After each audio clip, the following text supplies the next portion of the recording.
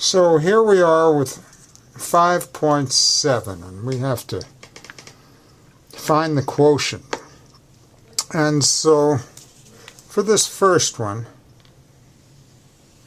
will you agree that 4x cubed is the common denominator? I mean, it's the denominator of everything in the quotient, so we can rewrite that as, in fact, let me write it down in case you're having trouble seeing it. It's not large enough for you. Rewrite it over 4x cubed. Well, we can rewrite this as 3 terms with that same denominator, plus x cubed over 4x cubed plus 2x squared over 4x cubed. Now, we can reduce each term. 4 goes into 25 times. So there we have a 5. And x cubed goes into x to the 4th x times. Plus, now for this term, the x cubes divide out, and we're just left with 1 over 4. Now here, plus 2 goes into 4 twice, and x squared goes into x cubed x times, so we have, remember this numerator is, as this one was, 1, and downstairs we have a 2x.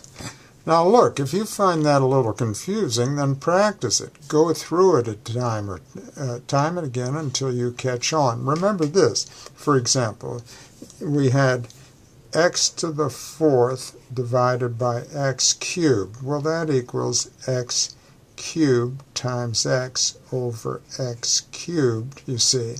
And the x cubes divide out and you're left with x. So that illustrates part of what we did with the first term. But here's our final answer.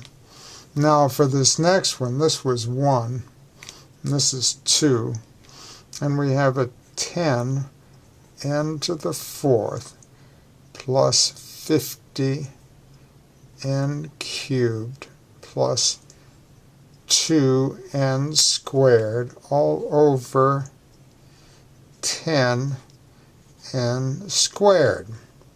And that equals 10 n to the 4th over 10 n squared plus 50 n cubed over 10 n squared plus 2n squared over 10 n squared. So will you agree that 10's divide out here, and you're left with n to the 4th over n squared. We're going to reduce that.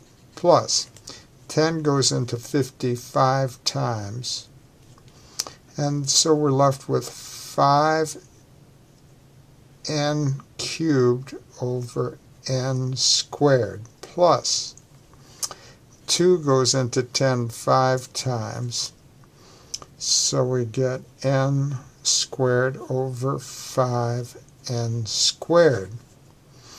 Now we've covered the laws of exponents, and you know that n squared goes into n to the 4th. n, we could rewrite this as n to the 4 minus 2 by moving this n squared upstairs and changing the sign on the exponent, plus 5 to the n cubed, and if we move this n squared upstairs and change the sign on the exponent, and we can add the exponents and we get n minus 3 minus 2, plus, and here we have 2 minus 2, because if we move this base n upstairs. We have to change the sign on the exponent and divide it by 5.